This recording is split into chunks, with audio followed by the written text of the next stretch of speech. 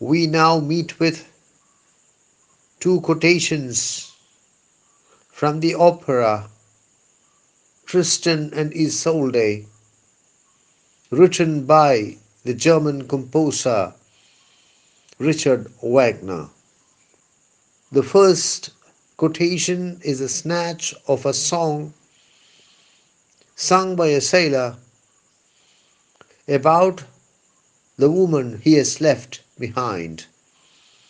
Enclosed between the two passages from Wagner are the famous lines about the hyacinth girl. The speaker says that the girl gave him hyacinths for the first time a year ago. The girl has come to be called the hyacinth girl. There is the picture of the speaker and the girl coming back late from the hyacinth garden. Her arms are full, her hair is wet. It appears that there is a romantic relationship between the speaker and the girl. The speaker is unable to speak. His eyes fail. He is neither living nor dead. He knows nothing. He looks into the heart of light, the silence. The part is wrapped up by a brief quotation from Wagner, which can be translated thus: empty and desolate the sea. The hyacinth is a bulbous, perennial, spring-blooming plant native to the Mediterranean. The hyacinth flower can symbolize play or sport, and also constancy or sincerity. The identity of the hyacinth girl in the passage under discussion is one of the most exciting controversies in all Eliotian literature. It has been speculated that the hyacinth girl is Vivian, T.S. Eliot's first wife. Another candidate for the hyacinth girl is the poet Edith Sitwell, who was a friend of T.S. Eliot.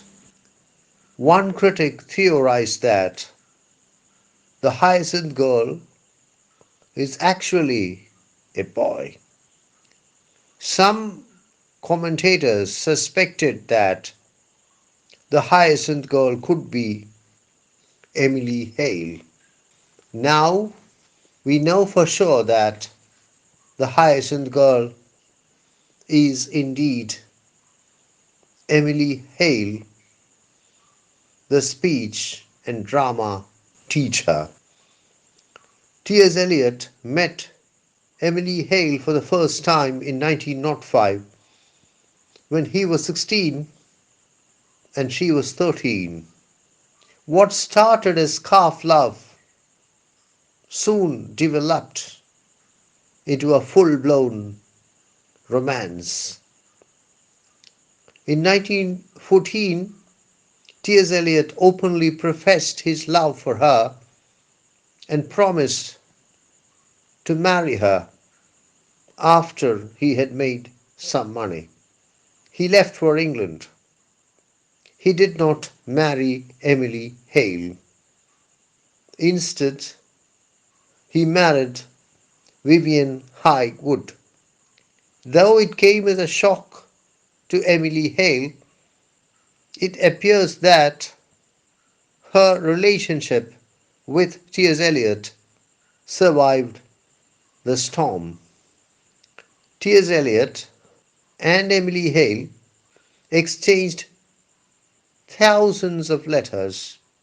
The 1,131 letters that T.S. Eliot wrote to Emily Hale over the years were handed over by Emily Hale to Firestone Library, the Princeton University Library, with the instruction that they should be opened 50 years after her death.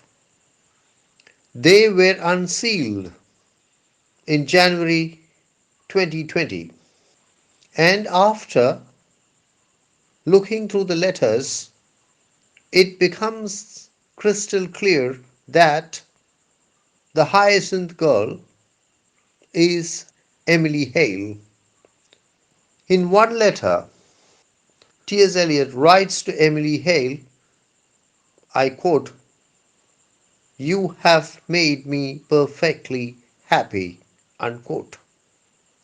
It would appear that, though they loved each other very much, they never had a sexual relationship. But they traded kisses, and once Emily sat on Eliot's lap.